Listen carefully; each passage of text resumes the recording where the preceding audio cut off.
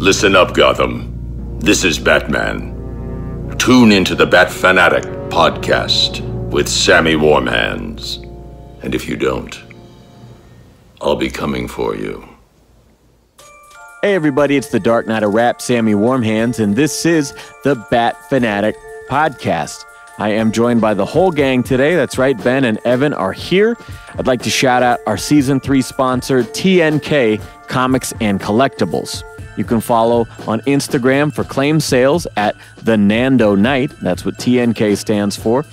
Or on shortboxed.com/TNK Comics. All right. Now we are diving into DC Comics today. A member of the Bat family we've only discussed in team-ups prior to this. This is a book by Tom Taylor and Bruno Redondo. It was my number one pick of 2021. This is Nightwing Leaping into the Light. Okay, Bruce. The cats are in the studio tonight, everybody. I'm going to be distracted the whole time. This is much more interesting. Yeah. Oh my gosh, you should you get that pen. What Bruce is doing right now. Everyone's Everybody. like, do they mean in the story or... No, Bruce the cat. So there's the panel where the Bruce is carrying the dry erase marker in his mouth.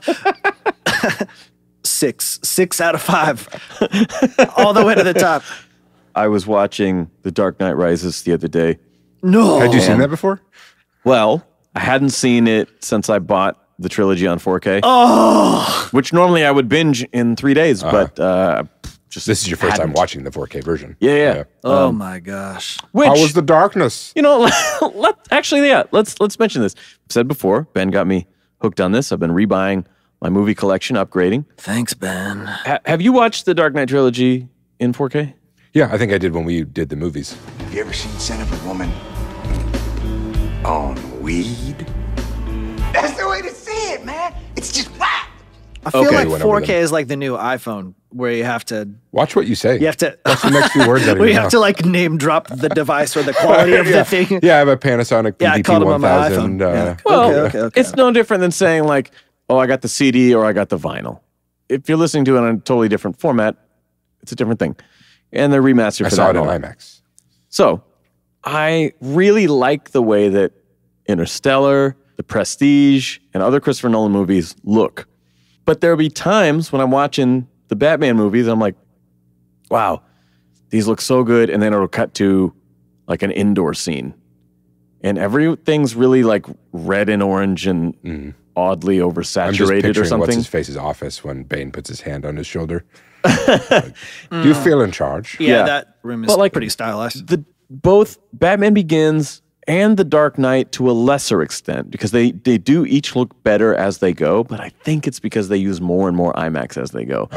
And when I'm watching Rises, they actually do like a full screen crop of the IMAX, which makes it look fucking massive instead of the sidebars, you know? For the whole thing, because I know like Interstellar does it where they'll switch back and forth depending on the scene. Well, it does switch back and forth, but it's never more apparent than these like big, gorgeous full screen shots, and then it'll cut to like a 35 millimeter, whatever it is, like that scene you're talking about, where they're indoors, and all of a sudden everything seems kind of dull by comparison. Like you don't have the clarity, definition. Like the biggest difference to me in a Blu-ray and 4K, because now that I've watched a lot of them, The cost. Yes, the price. No, because I only buy them if I can get them cheap.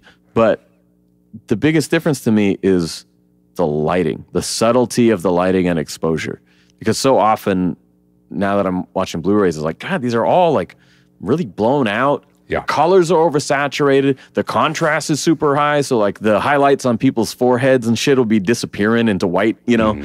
It's sort of almost the opposite of that effect in some of these indoor scenes where like the color is just way too saturated and it kind of makes everything a little muddy, I guess. Yeah, that's maybe the fault of whoever was responsible for the transfer. Yeah, the transfer. Yeah. And I mean, I imagine those would have been some of the earlier ones to get made on this format probably.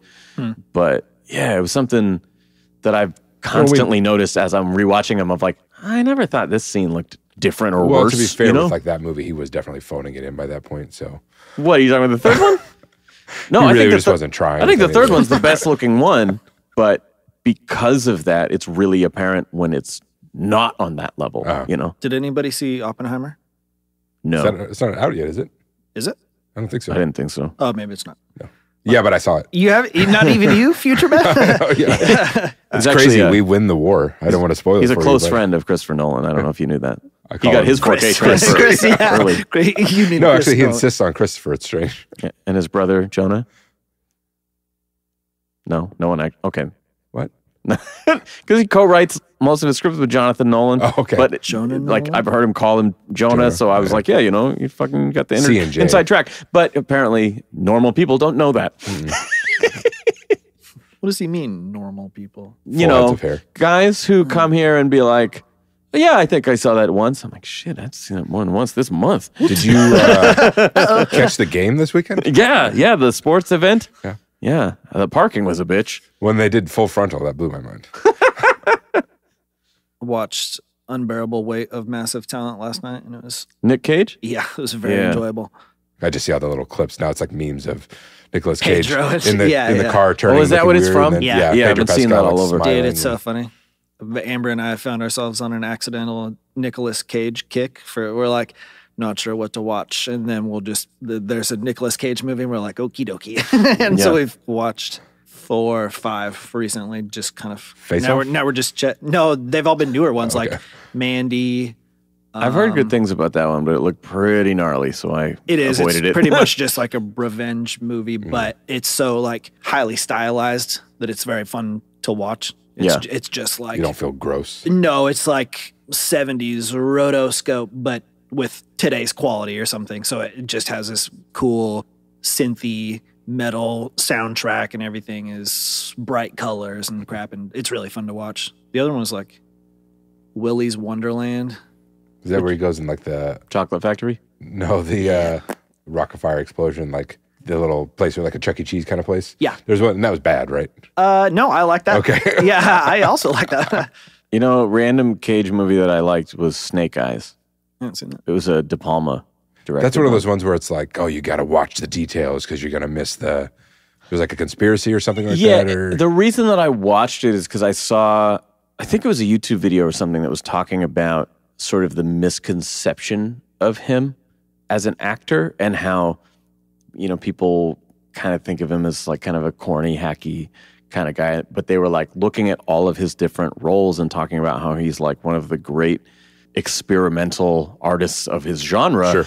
And that, you can look at him in all these different roles and never see him repeat at all, So like, if I think of a Nick Cage movie that I really like, it'd be like 8mm, because that's a really grounded, serious movie. Joel Schumacher, actually.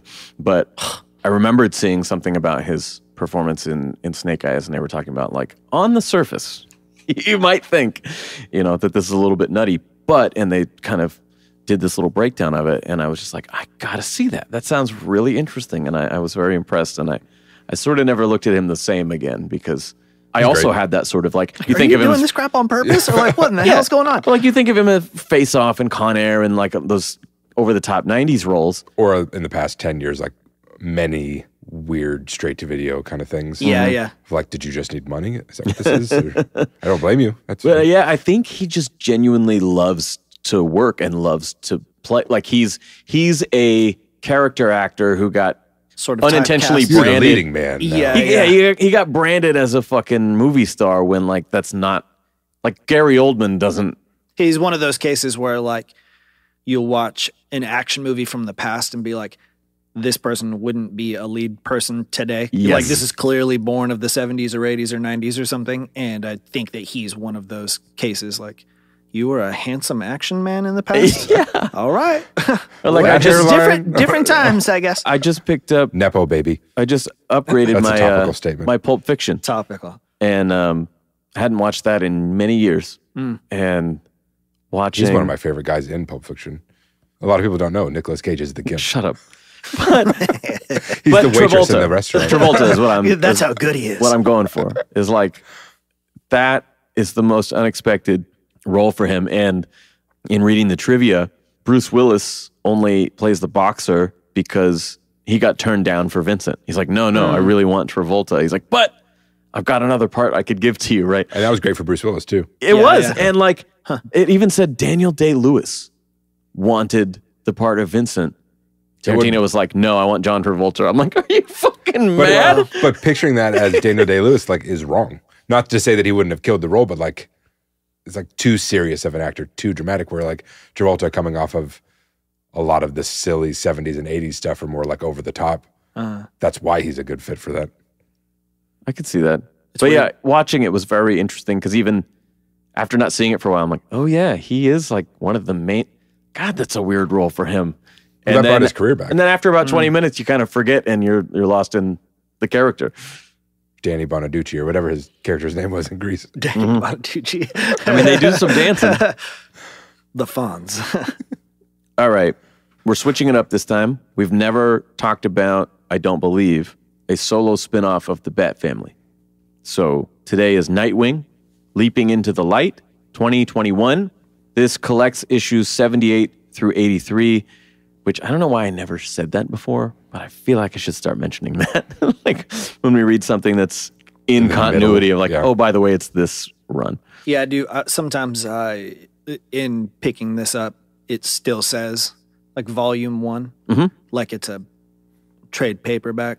Yeah. Volume 1, I'm like, am I reading the right amount of stuff? Not 8 years into this and series. I don't even, yeah. You're like, but which volume 1? Yeah. Is it the 2021 volume 1 or the 2019 volume 1? And also, The 2016 volume 1. for the record, didn't ask anybody to verify. And I was like, well, So you read something from the I 80s? I either read the right amount or But I not gave you even the, close. I And, gave you the title, Leaping into the Light. Yeah, So. Also, this Leaping into the Light, I wish now every comic book title that has a subtitle, I just want them all to be Nightwing, Dead and Loving It. I just want them all to be Dead and Loving It. That's what I want them all to be. All right, if I can get through my fucking intro, guys. dog. Written Some by things don't Tom happen. Taylor, illustrated by Bruno Redondo, who does a fantastic job, colored by Adriano Lucas, and I'm going to word it this way, additional pencils by Rick Leonardi and Neil Edwards, additional inks by Andy Lanning and Scott Hanna. I say it that way because they're in one issue, which is, I believe, issue 5. Yeah. For a minute, I thought you Or were setting me up 82. with like every issue is going to have a different artist, and I was just going to be mad at you right off the bat. Angry. Well, yeah, I saw that it was written that way in the beginning. I'm like, well, that's not the case. Is that the flashback stuff? Yeah, Yeah. because I couldn't even remember. I was like, well, at what point does Redondo not do? Because he did the whole. I don't know. It And starts so it and ends as it. I reread it, I was like, oh, got it. That makes sense. Yeah, that's I sort of didn't mind the that. detective comics, the Tyne and Classic Run, comic books. you know, that we experienced when it was like the Kate Kane flashbacks would be a different artist or something. I was like, okay, I like it used in this way. Yeah, I not didn't mind that. just a like, I oh didn't- shit, I'm behind, help. What I had already forgot that there were additional pencilers by the time I got to that point. Yep. So I was like, oh wow, his style really translates to this my whole gosh. book. Yeah. Oh, he's so versatile. I didn't even notice until right now that the blue buildings in the back of the front cover make up like his logo. Wait, the back of the front? Hang on. I That- love that this they make cover. the logo, No, this and one. then also in the W also contains That's his rad logo. too. Does it have a number on it for our listeners at home? Just number 1. Oh, it is. That's Yeah, the it's the cover cover for number number 1. one. Yeah, man, this whole thing is like very graphic him to me. leaping into the light. The silhouette of the light is his logo. So yeah, that's got to be the cover for, I guess, 78. So cool. I like too that it's not inked; it's just colored. It's just blue buildings. Yeah. That's really cool. Yeah, this... I bought a few covers from this series, just hoping that someday I could get them signed because the art just blew me away. Yo, Redondo. Don't mean to jump to the conclusion, but yeah, the art in this is. Me gusta mucho. So there's an opening flashback. Well, hey, before I get to that, Hey, I hi. usually ask. Whoa, Evan, I'm trying to move forward with the stuff I'm trying to say. So The other day I bought a Betamax. the back I'm of the watching front. No. I usually ask first impression. I think you're a little cynical and dark for my taste, if I'm being honest. Not Maybe of as I get me to know you. as a person, but of Caught this off guard book. by your constant robe wearing. You know, fuck we've do you think never you are? come over here and you've been dressed. It's a little weird. My first impression was that I was mad because I thought this was penciled by multiple people. But then as you're reading it, Yeah. And I realized that wasn't the case. I like many of the other things we read that were darker, visually darker. Yeah. But again, this is like the first Snyder Capullo run we read. Just like Owls. Yeah, the bright colors. It is so pleasurable to look at. Yeah. Versus looking like a page that's like half black. Well, yeah. Bloodhaven, we're in a new place too. Yeah, I think it's a little more metropolis. For a lot of I'd rather live here then, because this place looks nice. Yeah, because everything's orange. And equally corrupt, but it's much brighter. Yeah, but the palette though. The fashion everyone wears, it's all bright neon colors. It is cool though in that they don't treat the solid dark spaces as only black. They like minimally use actually black itself, like this background here, instead of also being black, the foreground is black and the background is like that could be because that technically would be like inks and that would be a black, but instead they just kind of do like a bucket fill of a different color. There's a haze between you and the object, so that's why it's not solid black. Yeah, it's almost like the sunset is cast in almost like I don't know. It's making you squint your eyes a little bit. Yeah, there's atmosphere. Like the characters instead get black outlines like it's a cartoon, or the foreground, and everything else gets a solid color treatment that fits with the rest of the palette. His style reminds me of Ryan Otley. I think this just reminds me of Invincible in a lot of ways. Yeah. All right, so opening flashback, a young teenage Barbara confronts a rich bully named Shelton. I kept his name in case he came back later, but he didn't. He's beating up a smaller kid. There's like 3 of them beating on this kid. And How do you know this isn't Heartless? Oh, yeah, maybe. That would be stupid. Dick happens to see this and get roasted immediately. The bully is like, flying Graysons, huh? Guess they can't fly after all. Your parents are dead. And what a dick. Did you forget? Yeah. And then he ducks this guy's punch and gives him a taste of his own medicine with the uppercut headbutt move. Yeah. Just as Shelton starts making threats like, cops will never believe you over me. I'm rich and powerful. And then Barbara says to the approaching policeman behind her, you can see the sirens kind of moving in. And she says, oh, I think they will, Dad. And first scene, I am hooked. It's beautifully drawn. The characters are perfectly on brand, just in this short vignette, like how they interact with each other, what they stand for. Yeah. Perfect. I was thinking that after he uppercut headbutts him, the panel where it shows like they're all getting into it, I was thinking that snicket action? Is that what you're saying? Well, no, like what Dick is doing, how he's like jumping into the fray. That's like Wolverine. Yeah, true. That is like Wolverine. Claws. He's wearing yellow. This is 90s Wolverine. That's the kind of move that would look better with like a close-up panel, but then when you're seeing it from a distance, it's like, oh, that's a really weird thing to do. Yeah, who's he going at? Is he just dogpiling?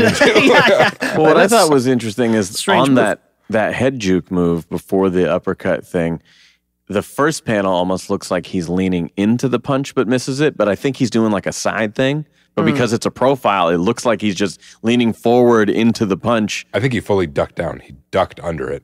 Okay, I think he's. Thought it was sort of a side, like a side juke to go down. Of like a down. Yeah, that makes sense. I thought he was just like headed towards his chest, and that's how also he got in front of his face. But maybe, who knows? But I was like, if the thing's coming at your face, you don't want to bend your neck toward it. When you have the speed, you just end up getting acrobat. punched faster. Yeah. No, I want you to punch my forehead, not my nose. Present day now, after the title cards, some sick pieces of shit are kicking a sweet little 3-legged puppy in the street. And they're all on a team of some sort. And a sports team. Yeah. Nightwing, I believe, should have broken the no-kill rule right here on the spot. But he beats them up and then for some reason lets them go. They're not just kicking the puppy, they're kicking the puppy. He steps in and goes, hey guys, what the fuck? And he goes, you're right. And the guy pulls out a gun to kill the puppy. Yeah, you're right. You're right. It's a little more extreme than kicking it. So yeah, he lets them go after that so they can terrorize, I don't know, children and cats. But they'll grow out of it. Boys will be boys. He approaches the dog who's very scared and bites him. And he says, okay, vet for you, doctor for me. And they swing off together. And that panel of the puppy biting his hand is one of the cutest things. Yeah. So there's one other panel in this book that may be as cute, but that's about it. It is pretty adorable. Is it one of the shots of Nightwing's butt cheeks in that tight suit? Is that highly erotic? That's not cute. okay? No, it's the little anime Barbara. She's like, I'm on the line, right? Her little avatar. Yeah. All right. Nightwing's narration continues to explain that this city of Bloodhaven is full of bullies. We've already seen 2 examples now. Here we look at Blockbuster, a kingpin-looking mob figure, not the video store that my friend made a movie about, meets with the mayor and police commissioner. So Blockbuster is the villain. Shows up at Blockbuster. Yes, and he meets with the mayor and the police commissioner. He kills the mayor with his bare hands in front of his successor and tells her, your job is to serve this city, and I am this city. He mentions briefly her estranged father and then says, congratulations, Mayor Zuko. So we've done Robin's Reckoning on this show. I think we know who the fuck that is. Long Halloween or Dark Victory? Dark Victory is about Robin, right? Yes, Dark Victory. The panel of Blockbuster grabbing his face, that's one that I can it's done so well that I can picture it animated. I can hear the sound effect of like, whoosh. Yeah. Yeah, that was sick. I love seeing those proportions too. Seeing how massive his hand is compared to the guy's head. And his then thumb is like the length of his face. I think I said Kingpin because I just watched Spider-Verse, but like what else could you compare this massive fuck to? Yeah. I mean, one was probably a ripoff of the other, for being honest. he's even wearing a white suit. I mean, she shakes her hand at the end, and you can see her tiny little hand in his hand. it's like the cover of Dead Kennedy's Plastic Surgery Disasters. The tiny little shrunken hand. I bet Kingpin was first. Oh, yeah. Oh, yeah. Wow, I wrote Dick heads home, but when you just glance at it, it says Dick heads. Dick heads home after a, quote, a vet bill that stings more than the bite, and finds someone in his apartment. You can see this through the window. Bruce! What are you doing? Well, I'm not doing anything. You're fucking with shit. I'm just being cute. He swings in through the window and is thrown with his own momentum into the wall before his feet touch the ground. She's lucky she didn't hurt him. Yeah, it's Barbara. And she has come as the executor of Alfred's will. It's odd to me that she uses his full name. No one would talk like that. Dick had a weird story arc, by the way, where he was Rick or something else and had brain damage. And so if this feels super removed from when Alfred actually died years ago in the storyline, that's why. Is this Alfred died in the cave defending the home? Is that what it was? Somebody showed up and... From what I understand, it was in one of Bane's later...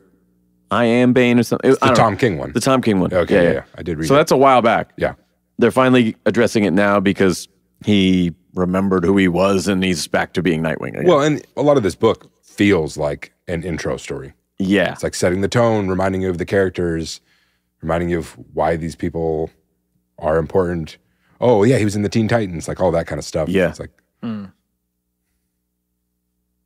He reads a very nice letter from Alfred here saying how proud he is and that he's leaving him all of his billions because he, Alfred, believes that Dick is a force for good in this world and that he can do a lot with it. This is another moment that feels very modern, both because Gotham Knights, the beginning of Gotham Knights, the game, Batman dies. But like... Whoa. It's whoa. the opening scene. Whoa. But it feels like a lot of the modern stuff we read has someone dying and then like leaving a letter. That's what they're all like reading these. Well, it's like also saying these things that they can't say in person, so they read a sad letter. But also, there's this. Oh wait, that was in Earth One. It was like a passed down letter of like, this house is cursed. All this shit. Yeah. Pennyworth. That's what I was thinking. Family stuff. Yeah. But no, it's mentioned when he gets to his apartment complex. So right before this scene, he's arriving with the pup, and he sees this massive building, and he's like, yeah. With all my money I had from Bruce, I bought this whole block or whatever. Mm-hmm. And now the money's run dry. And then it's like, immediately solves this problem. Here's a bunch of money. That way, like, if you're just tuning in, I am currently poor and this is good news. As opposed to like, why does it matter? You still have access to Bruce's money. Yeah, I thought you were rich. And in a very short epilogue, Mayor Zuko comes home and she plans to do something about Dick Grayson. She mentions him by name. We don't really know what she means. She's got a poster and his head is circled. Like Steve Buscemi and This kid. Billy Madison. What's on the lipstick? Man, I'm glad I called that guy. All right, so issue 79 opens with a beautiful montage that encompasses all eras of Dick Grayson's life, from his real parents to his surrogate father, Bruce, to his other father, as they put it, Alfred, while including the classic Teen Titans and, as he says, my brothers, Jason, Tim, and Damian. And so were these specific panels also done by the other pencilers? Like that shot of the Teen Titans? No, I because think Bruno's this is all- credited for every other issue as the primary artist. So he like recreated that shot from the Teen Titans? And dude, his homages, and he continues them after this too, are just fucking spot on. Yeah. Like, they're some of my favorite parts. It makes me like, because I think that early Nightwing costume is pretty dumb, but I still like it in his depiction of it. And like seeing the transformation from Robin to the final version of Nightwing is really cool. Dude, I never gave a fuck about Nightwing in the 90s, honestly.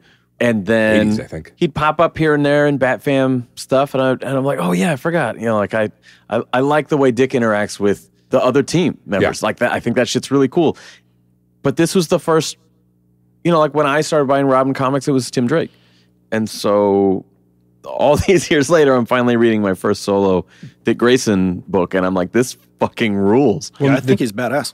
He is really cool. The challenge of the character to make you like him as people who like Batman is like he's Batman, but he's dark nice. and brooding. Yeah, it's like a so. softie. That's, He's nicer. yeah, that's maybe it's not a hard sell, but it takes a little getting used to. And you're like, why wouldn't I just read Batman?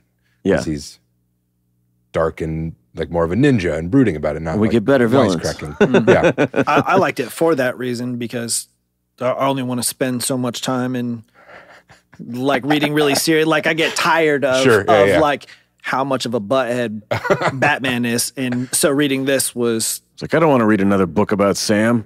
oh my God. he's like a quarter Spider-Man, 3/4 Batman. Yeah. Maybe a third Yeah, Spider-Man. but this whole thing is like 2/3 more Batman. pleasant and comical, and Yeah. they crack jokes. The whole thing is more lighthearted. Bruce, you have something you want to say? He's climbing up to Ben's mic, Nope, but all right. nope. It's a little shy. Don't touch me. It ends with present day Dick and Barbara saying that he lives his life without a safety net because he's always had these people to catch him when he falls. And they're ordering slices of pizza. They're walking through the park, whatever.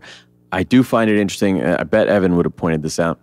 Also fresh in my mind because I rewatched Inglourious Bastards, and it's a major plot point. But he holds up the peace sign to order 2 slices. Barbara says, "You're a billionaire, remember?" And he goes, "Oh, right."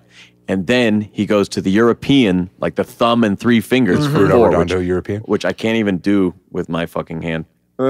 But yeah, so then he switches from the American 2 to the European 4, and I'm like, that's weird. Is that an Easter egg, or is that just I don't know why. I don't know. Is Bruno Redondo a Nazi? Is Bruno Redondo European? Yes, he was in Inglourious Bastards. You're right. But sitting in the park with their pizza, Dick is contemplating what to do with this inheritance, right? He always imagined that Bruce could have maybe done more outside of the Batsuit. And as they're talking about it, a homeless father and son ask for spare change. And Barbara's like, "Oh, I don't carry any cash." And Dick's like, "Hey, wait a second. You guys hungry?" And takes them back to the pizza spot, buys them a slice along with everybody else in the neighborhood, says, "Hey, invite anybody that you think could use a hand." He makes a phone call. "I'm going to book you a hotel room." And then they ask for his credit card. This pizza place serves French fries. That's disgusting. That sounds good. I like that. From a pizza place. Yeah, isn't that interesting? Well, hey, Abby's Pizza, they have the fucking spuds, you know. I don't go to Abby's Pizza for that reason. Spuds? Well, only that reason. You are a describe bad these person. It's spuds. they're the sliced fried potatoes. It's very good. goes, "Hey, wait!" And he has this. I got he a has new this ding. complaint. Yeah. Hey, wait. He's got. It was like if Nirvana That's was my in the favorite Metallica 2000s song. right there. Oh, thanks. Yeah. He has a bing, a cartoon light bulb. No, I was That's saying just a- thanks because he said that's my favorite Metallica song. You said thank you. That one and the today is going to be the day, it's going to come back to you. The drumming is... He's got this cartoon boom, light bulb, and that's just another one of those examples of I wouldn't see this in a Batman comic. Yeah, tone. And very minimal. It's like that, the little manga, Barbara, just these tiny little elements of those styles, but mainly not. And it's not that his face doesn't look unrealistic. Like the onomatopoeia words being drawn into the panels in a way that like almost encompasses it makes the shape of the whole panel and like cool stuff like that. That's more fun, I guess. Did either of you guys ever read Generation X when it first came out? Chris Bacalo was drawing it. It's like an X-Men offshoot or something? Or? Yeah, the young people. I watched the 90s Fox made-for-TV movie Generation X. Oh, yeah. Cool. This kid, this houseless family's young boy with his scarf. There was a character named Chamber, and he had this like this explosion power face. crap that was that was like emanating from his throat, chin, or something, and so he had to guard it all the time. It was kind of like Cyclops in his inability to control stuff. You know, like if it's not guarded, then I can't do anything about it. And so this Chamber character always had like a scarf or something else extra across his like little mouth Elliot and in this stuff. picture? Yeah, and that's what this kid makes me think of. I like the idea of them coming up with new heroes and like, what Orvis can we have? Yeah. energy Where does the power emanate from? It shoots out of his ears. But the whole team is comprised of Energy all orifice people with the children. same power, but from different holes. One's got the Ace Ventura, just spread the cheeks. But as he's making the hotel reservation on the phone here, he realizes that his wallet is missing, and one of those kids that he was feeding must have stolen it. Barbara texts their group chat to make fun of him, setting up an amusing joke about Cassandra blowing up the phone with emojis, which I love because that's funny. she's a person who doesn't communicate verbally very much. So that was a good gag. As Martin, the homeless man, the father, leaves with his son, he's attacked by a shadowy figure in the dark alley. This kid runs away, but Martin's heart appears to be ripped out by some sort of Inspector Gadget device. Like Dr. Claw. Gun. Yeah, I I'm mean, curious about the logistics of this device. yeah, it's very accurate, I guess. Only because you're not smart about science like I am. That's Science true. and engineering, Well, that's my main thing. explain it to me then. Well, it's got these little hooks. It would go over your head. You've seen Indiana Jones. I would love to, but that seems pointless. Kali Ma. Yeah, got it. Dick suits up to chase after his wallet. Apparently there's a tracker in it. But we get a nice fan service shot. Oh, yeah, get some nibbles and some scars. I just appreciate everybody gets theirs. Oh, the abs and the change of Yeah, and clothes? he's got his shirt over his head, half taken off. And I like that he's also all scarred up because we read that stuff recently where they like make a point of making topless Bruce look like gross. Oh. And so I like that, like, yeah, cool. He's not unscathed. He's got, I've been fighting since I was a boy. yeah. I got shot for the first time when I was 9 years old. So much like Selina's contact lenses in The Batman, his new domino mask has the ability to broadcast what he's seeing to Barbara, who's basically playing the Oracle role in this. She makes mention that she's fixed up enough that she can maneuver about town, but she said, jumping off rooftops is probably pushing my luck. Maroni is in Bloodhaven, meeting with soon-to-be Mayor Zuko, and Nightwing finds the kids who stole his wallet at the same time. So the scene begins, we're seeing Maroni and Zuko sitting like an outside cafe, cut to Nightwing on the rooftops chasing these kids, and oh God, those kids are running up right to them. I hope they don't make a move not knowing who the fuck they're stealing from.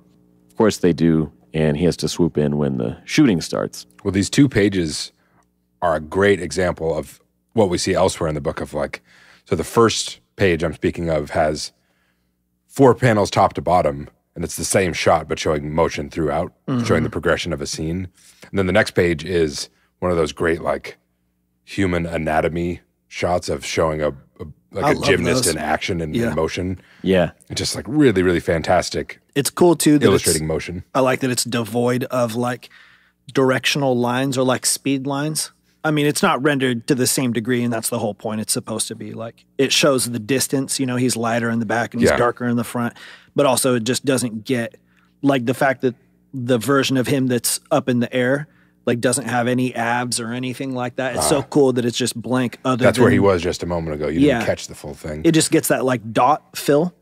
It's like a photograph if a photograph showed every one of those things. You're talking about the 2-page spread, right? Yeah, Where he's exactly. swinging from the But building. it's so cool that it's unclouded by these like directional lines or anything. Hey, moron. This is where he started. Look at the line. You see, I'm He's going fast. spelling it all out for you. But like the next page, if you turn there, it's got those twack, knock, you know, when he's hitting people. Bright yellow against blue. They do a really great job of conveying action in all of this. I was just so impressed by this, again, being my first taste of it. And like, I just heard so many people be like, "Yo, dude, this is my favorite book of the year. My favorite book of the year." I'm like, really? Fucking Nightwing? All right. He doesn't even have a Robin mullet. Come on. Why am I gonna like that? And so I'm reading it and I'm just going like, God damn. Like, it's like the emotional stuff is played off really well. Like all the little character moments are done right. And, you know, we're barely into it now. And then we're seeing how well the action plays out. And I'm just so impressed. I'm so invested in it already. I don't know anything about the opinions of other people, but I decided it all on my own that I liked it. I wouldn't have bought a Yeah, Nightwing yeah. book Yeah. just because the you'll cover buy- looks cool. You'll buy 8 Harley Quinn things and I will. you'll buy one Right, Nightwing. you will. are, buddy. Yeah, and I will touch myself. Sorry. What? Barbara insists on calling the cops, even though Dick says that it's pointless given the city's corruption. And when he catches up to these kids, he realizes it's a whole community of homeless kids. And he lets them keep the wallet. That's the end of 79.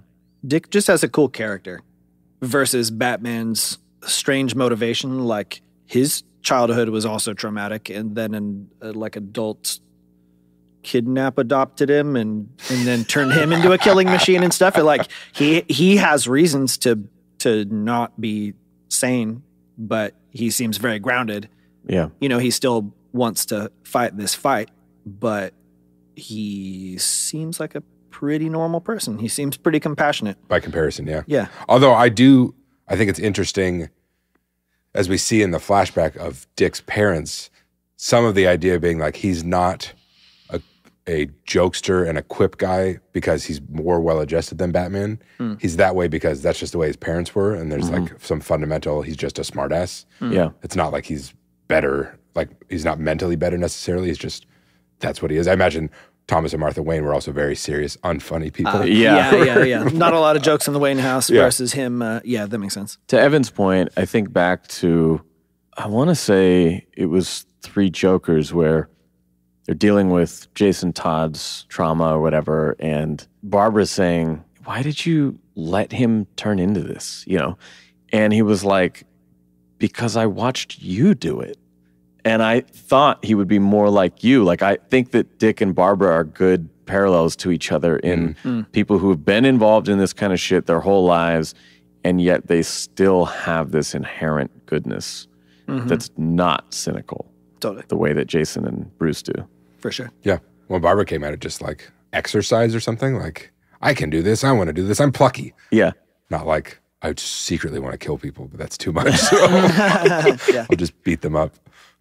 Book number 80 opens with Dick waking up to the police at his door. He's booked this hotel for Martin, we know, but Martin was found dead. So the cops theorize that he must have propositioned him in some way, and that things went south. Luckily, Barbara hadn't quite left town. With a quick phone call, she was able to turn around and offer an alibi to the police, complete with the GPS on her phone being Oracle and all. Any attempt at interrogation here is comically in vain, given their surface-level knowledge of criminal law. They fight people to the death all the time, and they both have law degrees. But yeah, I love Being that. squeezed over the kitchen Overqualified, table. yeah. Yeah, it doesn't matter. I love that Barbara doesn't say, "Do you know who my father is?" or some shit like that. She says, "I have a law degree." And Dick goes, "Oh yeah, so do I." I don't know why he says it like Norm Macdonald, but he did. He was very content to not mention it at all. Oh, yeah, wait a minute. That reminds me. Dick wants to find Martin's son, Elliot, and he calls Tim for help. When Tim shows up, he offers him a wallet chain for Batman so he doesn't lose it again. And he pushes him off the roof. That must have been the Snyder cut you These were are reading. just human characters. Yeah. I'll fucking kill you, little kid. Yeah. No. People called in. They voted to kill off Robin again. I was thinking about how people can get used to a lot of stuff. We've all played shows. Amen, and brother. the things that previously made you uncomfortable and then they make you less uncomfortable and stuff in the future because you do them so many times. I was just thinking about how these characters are all humans and how insane it is that they jump off skyscrapers all the time. Like they're so used to it that there's zero hesitation. Casually mid-conversation. Yeah. Hey, you wanna, yeah, like that's so wild. Or in this part, he's taking him somewhere. Tim doesn't necessarily know where they're going, but Dick is just like, and hop off here. And he's like, yeah, cool. Like he could do it as fast as he says it and with zero hesitation and be We're totally going to land cool. on that moving train. Yeah. But I'm not going to tell you. You just do it. Yeah, you will. I don't know what it It'll be is, fine. but there's something very satisfying about watching the Robins or watching Dick and Barbara without Batman around. Yeah. It's a fun change of pace. Well, Yeah. it's like the better adjusted children of a messed up parent. Yeah. Yeah. He's not bad, but like he's dour. Yeah, He puts a dour energy over every situation. Yeah, exactly. He's just like I wouldn't know anything about He's that. just that one person who like instantly changes the dynamic, but in a bad way. Oh, God, are you talking about me again? No, like This is an intervention, you piece of shit. I'm starting to get insecure, guys. when you're seeing them like this seems like the real version of them. But when Bruce is around, everybody is like more reserved and More serious. Yeah, more serious and stuff. This is like, them playing practical jokes and just having. Well, that's true. So what have you been doing today? In a Batman story, if everybody's on deck, that probably means there's some tension between them. Shit's going down. Yeah. They need everybody. It's an emergency. And so this is a totally different tone. It's not like, oh my God, call Cass and Jason and everybody. It's fucking the Joker's going to Time traveling rip our alien dicks has off. come through to merge the dimensions, and we need you to deactivate the bomb. Like in this page where they're on top of the train and then hopping off and swinging and talking, I feel like I could forget that this is part of this story and this is just maybe like a Friday night and it's like the two boys just hanging out and I could just fill in whatever words I want into here. I also like that the whole Robin thing is like, it's not generational, but it feels like it. I like that there's been so many iterations of the character and they could all hang out together. Yeah. Versus Batman mostly just being Batman the whole time. The same man for 80 years. Yeah. Because whenever they do change it, it sucks. Remember that time he was a French guy? Batman Year 100 was cool. I mean, we don't even know who that guy is still. I agree with that. Yeah. I did like that one. He wears fake vampire teeth. And it's neat. It's not stupid like it sounds. Brown combat boots. It's one of those things. You just have to see it. Yeah. You can't. Roll with. Hear me out. Plastic Hear me out. vampire teeth. What if Harley Quinn was pregnant? You okay? I'm on board. Doing it with Batman. I'm the father. I just want another Cassandra Cain Batwoman series. You know they're doing the Cass and Stephanie team up book that's been out for a while, Batgirls. Are they Batgirls in it, or are they Spoiler and Orphan? I don't know. It seems The only weird to reason be I- stickler about that, but I like them as Batgirl, not as these other characters. I know them better as their other characters, so I'm fine with that. But I only didn't buy it because the art looked a little cutesy, kitty, kind of. Yeah, I don't know. Wasn't my, But that works if the content is ultra violent. I like the contrast. Yeah, Like, that's just not what I like go for. But Powerpuff Girls, but with hella gore. like I just heard, heads and- there's a new Tim Drake solo series coming out for the first time in forever, and I was like, fuck yeah! And then I saw like preview, and I'm like, no, not, Fuck yeah, not for no. me, not for me. That's okay. Is Orphan the one that was a Batgirl, Orphan is Cassandra Cain. She was like the quiet one? Yeah, The one who was Asian a girl mute. had like a full face black mask. Yeah. you know? Yeah. I want to see 'Cause her- Redondo draw her. I think she has the best Batgirl costume of Me any too. of them. It's so Just cool. rad. Like a full just Yep. blackout ninja costume. Honestly, I really, and I think it's kind of unpopular, but I really like the Burnside Barbara costume. Show me a picture. It's the one that's like the kind of motorcycle jacket zip up thing. It's Barbara. Yeah. I It's really not like bad. that one. It's not bad, but I just love the sleekness of the Cassandra Cain, or originally the Huntress Batgirl costume. I have it, Evan, but I don't want to dig it out of a box right now. I'm gonna try to make a Google. and see if I Batgirl of can- Burnside. At the end of the Batman Teenage Mutant Ninja Turtles, it was one of the fake covers during the end credits. Oh, yeah. Oh, Where okay. she's doing the peace sign in the It's mirror. like a selfie, yeah. It's good. It's a cool costume, but that's still, in my opinion, the best one. Oh yeah, I like that one. All right, I'm going to fast forward back to the story here. So Tim, now in plain clothes, takes the dog for a walk to the homeless camp because Dick's a little too old to go in there and go, again, Steve Buscemi, how do you do, fellow kids? But this has the, so Bab stayed the night last night? Yeah. I slept on the couch. I see. And then the cutest She's little... like, you know I can hear you, right? I do now. That would make a great pin or sticker or something like that.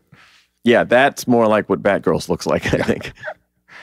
So he hangs out there for a little while and gathers that a lot of these kids were orphaned in the same way, with somebody getting their heart cut out. Oh, God damn it! You fucking idiot!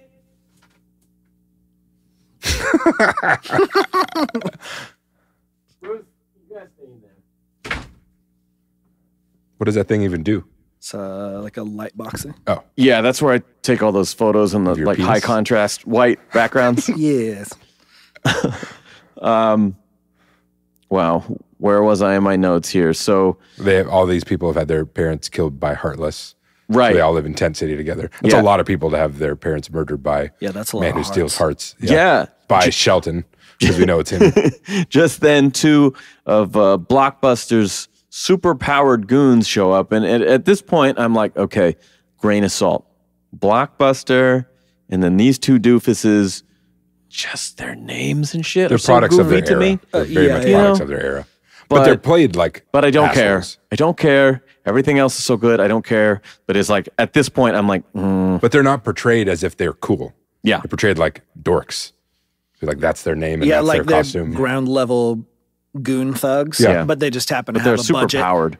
yeah, I So- like that they Yeah, have a I just budget. think they just have money. Yeah, They yeah. just I bought an electricity thing. Yeah. I got cool knives. Oh, yeah. Yeah. What's your name? I'm Brutalo.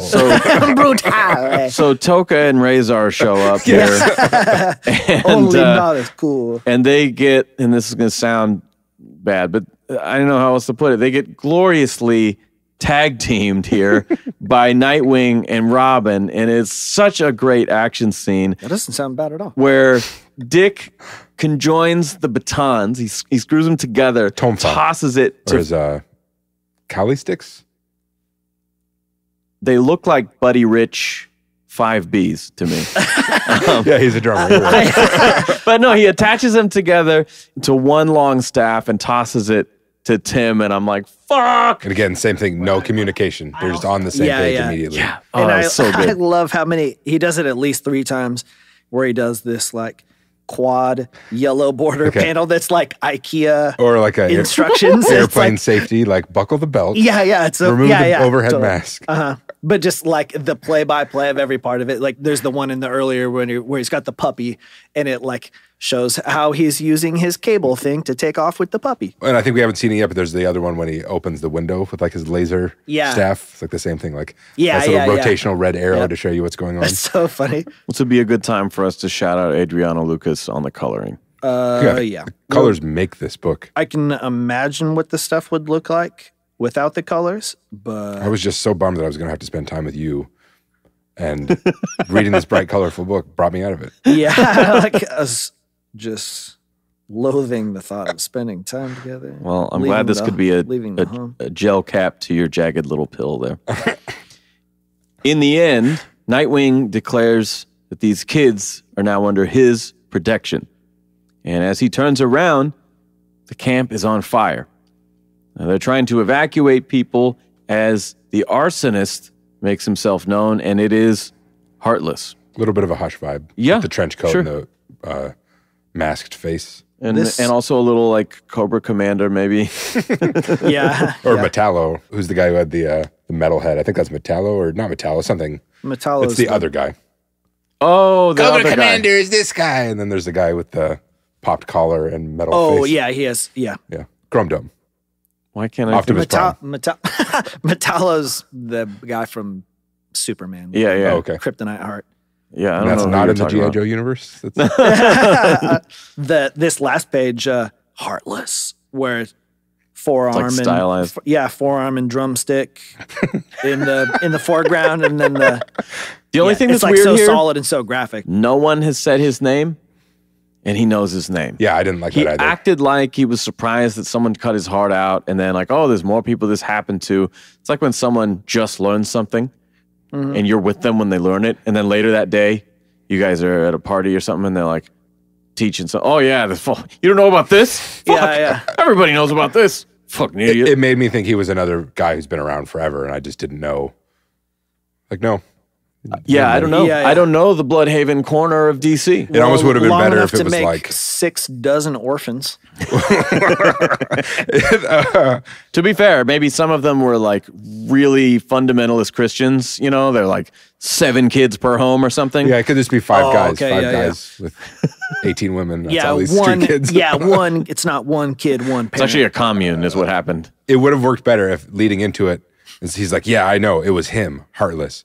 If it was something more like, the only kind of person who could do this is, and then cut to the page, Heartless Sure. or something. Because then you could get the reveal of the name in an organic way that wasn't like, are you naming him now? Yeah. You're not allowed to do that. Yeah, he should have named himself in that scene, I think. Maybe that's not what it was. Maybe this is something that Dick is like muttering to himself under his breath, you know? Or he just goes, It's just- Heartless, and then the guy goes, that's not my name.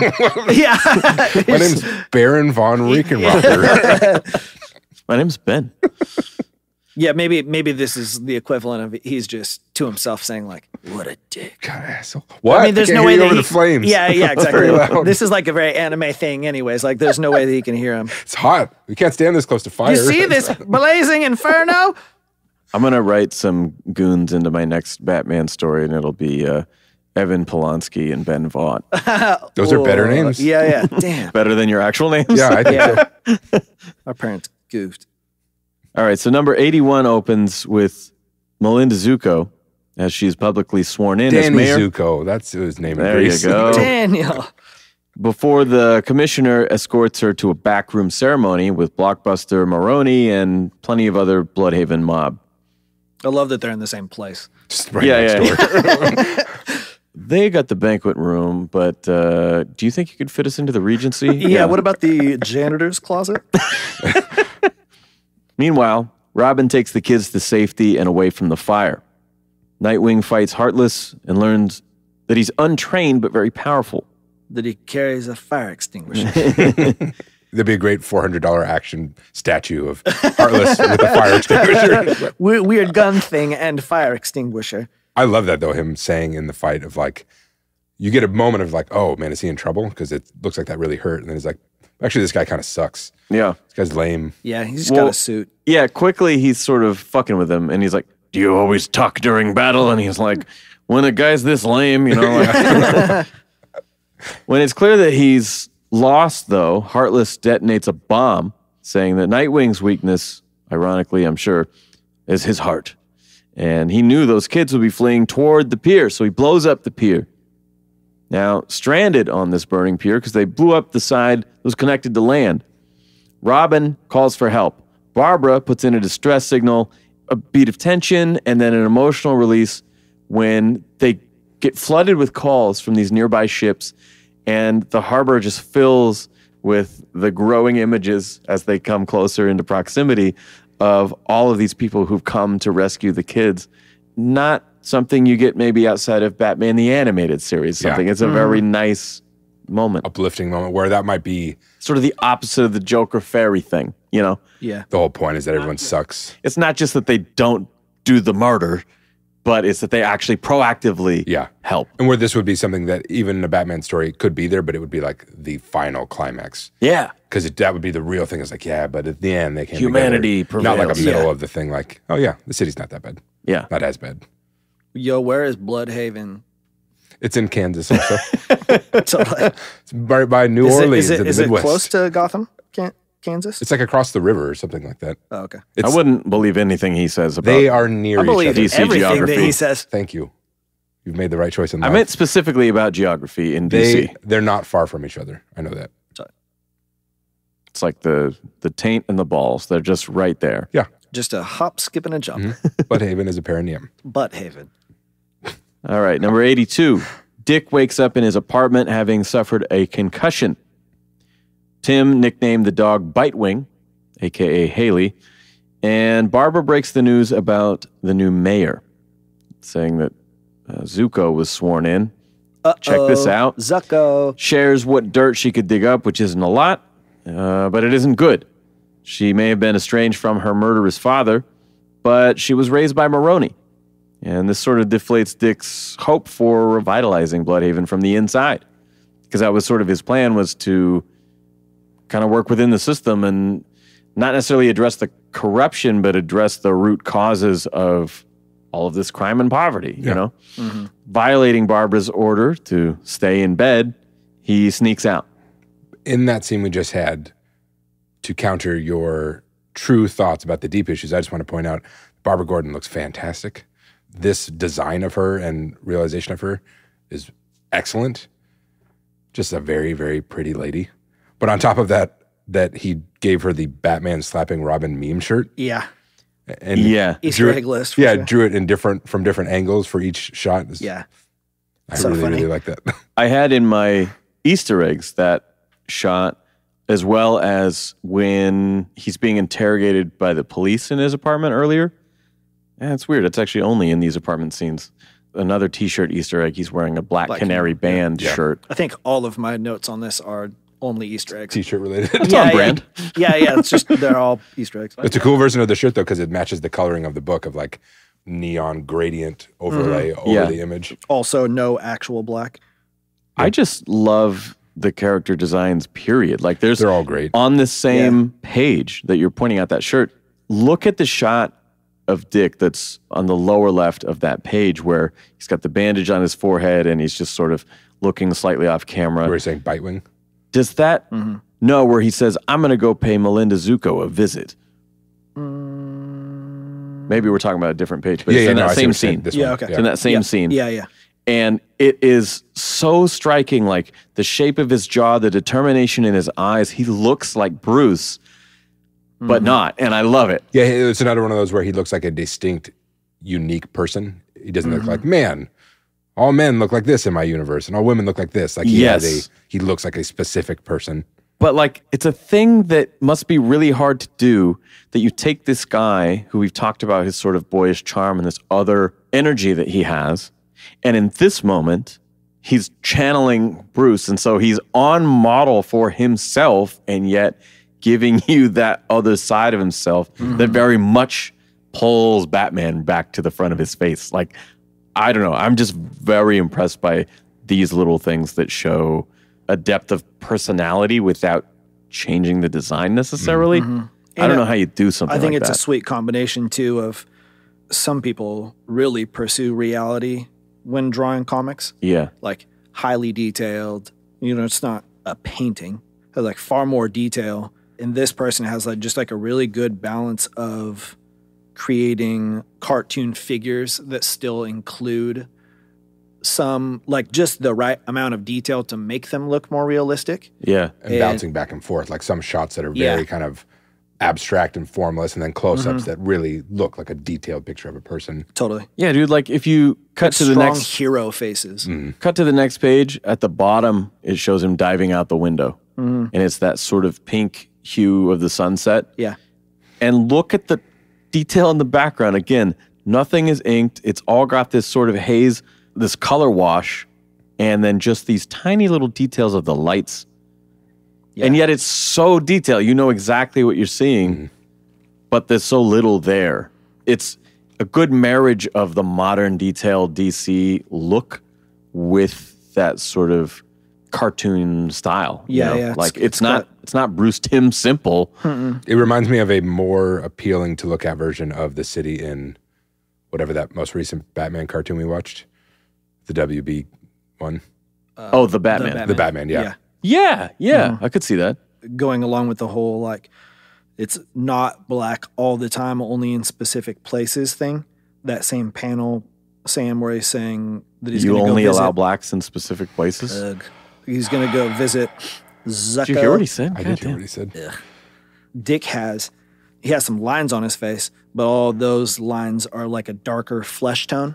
almost red, like a light red. Yeah. Dark, It's light, dark red. It's like the black is used to show like depth and distinguish one shape from another shape.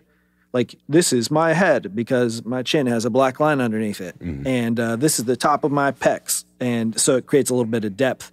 But like maybe an old person would actually have black lines on their face because then you'd be like, those are wrinkles. Those Yeah. are deep wrinkles. I think we talked about that when we read Hush of like, Yeah. okay, this is over-rendered, but for what reason? What are we Totally. What are we seeing? What are you showing me? Yeah, why Yeah. does he look 100-year-old in this panel? And then not in this one. Yeah. Yeah. Dick sneaks out at night, as we kind of mentioned here. He enters Zuko's apartment and once again gets knocked out for the second time that day. He wakes up unmasked, tied up, and Zuko calls him by his real name, Dick Grayson. He says, I know who you are too. And on the final page, Melinda Zuko says that she learned the real truth about her past, that her father is John Grayson. Now, this is a comic booky soap opera twist thing. How did it go over for you? I was fine with it. I wasn't upset or like, oh, I got to close it now. Yeah, at this point, I'm sort of like, okay. It wasn't like, well, that's nice try, guys. But it wasn't also like, oh my God. So I was sort of just like, let's see where it goes. Yeah.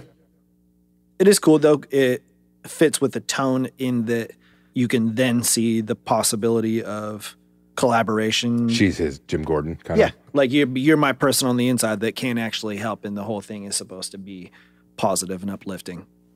82 opens as Melinda asks Dick to lose the costume because I have someone to introduce you to. Let me see that ass. Yeah, I know what you're famous for. Hey, brother, take your clothes off so you can meet my mommy.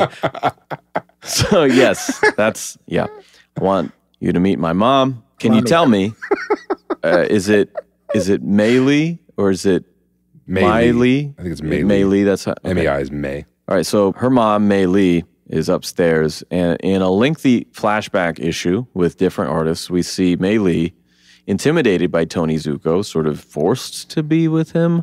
She escapes when he takes her to the circus. But there's an initial fun setup to this where once Dick realizes he's not in trouble, he like, call off the squad. Right. We get the shot of like That's the everybody. Titans and Batman in his jet. I'm like, okay. Yeah, we got You're Starfire, lucky.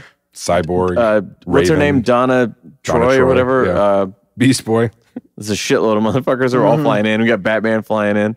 The last one where everybody's busting a Huey. Yes, that was very Invincible, actually. The only thing I feel with this, it just made me think of all those other times in comic books when the hero is in trouble in some way and no one helps them. Like when Tim Drake Yeah, blew yeah. up. Yeah. Why didn't like the aliens who he's friends with Yeah, stop by to help him that one day? Or yeah.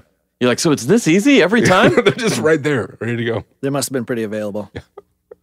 Backstage at the circus, the yet-to-be-wed Graysons, John and Mary, hid Mei Lee and fought off a gun-wielding Tony Zuko, giving him not just an ass-kicking, but a teddy bear as a parting gift.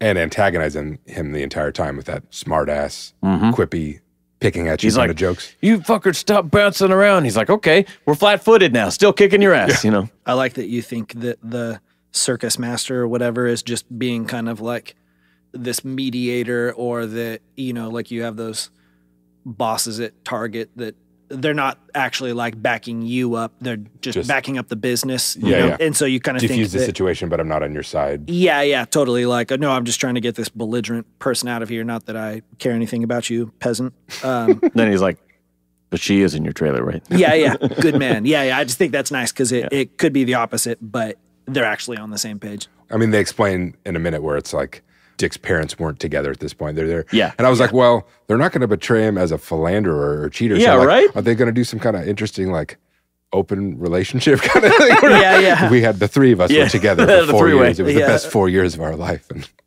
Mei Lee joined them in the circus and had a fling with John before Zuko tracks her down and leaves the bear in her bed, in her place. after stealing her back. Yes. Yeah. Tracks her down. Kidnapping is the term. Takes for it. her. You can steal people. When John discovers this empty bunk with the bear, which is, again, just the calling card here of like, yeah, you remember this, asshole.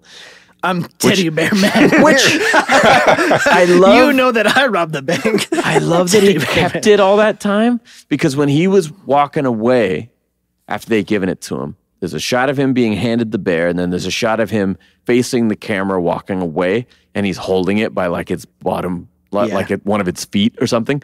And I was like, how funny that the gun-wielding angry guy wouldn't throw it on the ground and storm up. No, he's not fine. I'll take my teddy bear. Get out of here. He's like, rag'em, frag'em. But in his head, he's also like, this is the nicest thing I've ever received.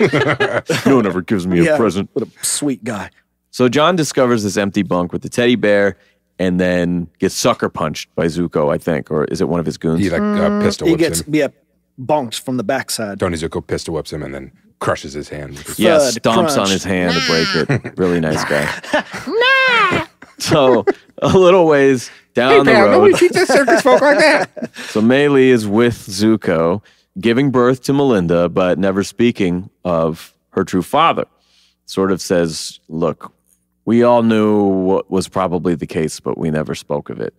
Years later, when she leaves for good, she takes Melinda to the circus to hopefully meet John. But to her surprise, John had a son with Mary. And afraid to disrupt their new happy family, she leaves. Shortly after, of course, the Graysons were killed and never had a chance to reconnect. And that might be the most gruesome version of the Robin with his dead parents. Yeah, that's a pretty good one. Yeah. I will, however, have to say that John is doing jazz hands, and I don't.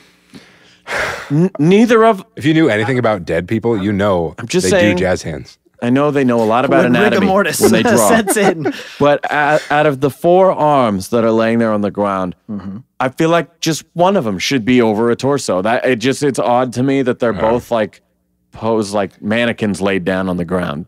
Yeah, that's fair. But he's doing jazz hands. This thing on Mr. Grayson's like left hip. That piece of wood sticking out of it? Yeah, I couldn't That ain't wood. I couldn't figure out what that was supposed to be. Is this the ground that just got colored in a way that makes me think that it's above the ground? Or is this like a bone? Or is this a piece of wood that kind of impaled him? Yeah, I had the same thought, and I guess my brain settled on, he was stabbed by wood. Because that was the easiest of like I don't think he would have realized that he didn't finish the body when I he was didn't notice drawing that. it. And how come they don't like clean the floor at the circus? They're all cracked. It's the same place over and over. Where they can make it nicer. Yeah. They're a traveling circus. It's a freaking 2x4. But this was in Gotham. Well, yeah, but they mentioned that Zuko caught up with them in fucking wherever town, and that's when he stole her back. So it's clear that they're on the road. Star City, also in Kansas. Yeah, there you go. Sam, everything's in Kansas. Next actually. time somebody in We're your in life, Kansas right now. Eugene, Kansas.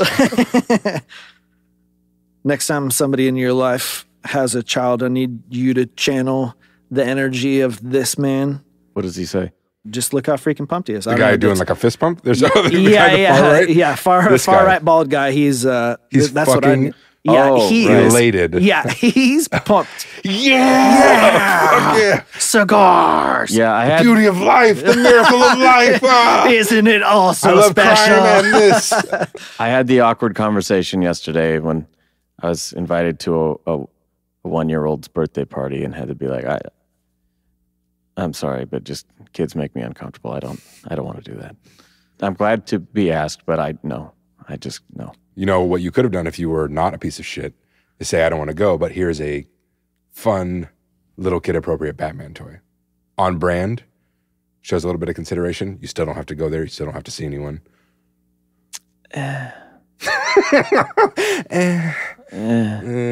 Here's this thing from the mid-'90s from when they would give McDonald's toys. You know, they were Batman themed, so here's this one. It's kind of dirty, but... No, it was better than that. Actually, what I ended up going with was Mask of the Phantasm.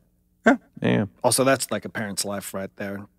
Like, just endlessly buying new different things because there's constantly new pop culture things to grab your kids' But also attention. at the same time, it's like, oh no, he only likes Minecraft. Yeah. He doesn't read. He just likes Minecraft. We never taught him to. I want him to be an engineer, not a fucking nerd reading books. All right, so after this long flashback, present day, she asks Dick, do you have a good life? You know, have you been loved? Have you been cared for? And together they wish for each other that Tony Zuko had never crossed their paths, had never hurt them in the way that he has. And though sincere, he then thinks to himself, and I'm sorry that your daughter is a criminal because I'm going to have to deal with this. And that's the end of 82, which I was actually surprised. I was like, oh, wow, there's an entire flashback issue. Yeah. But it was very good. And there's a nice beat at the end of that scene where he says that to himself. And then in the hallway, he's like, and I'm so sorry. He says basically the same thing to Melinda. He's like, oh, so your mom doesn't know who you are or what you are? And she's like, what do you mean you don't know what I am? Right. We just met. Yeah, I love true. that bodyguard character is looking through the peephole, and the way that the artist draws it with like a little fisheye is so cool to me. Yeah. Yeah, so the transition to 83 is a cliffhanger here that's very brief. Blockbuster knocks on Melinda's door with a SWAT team. Nightwing's break-in had not gone unnoticed. Her place was apparently being watched.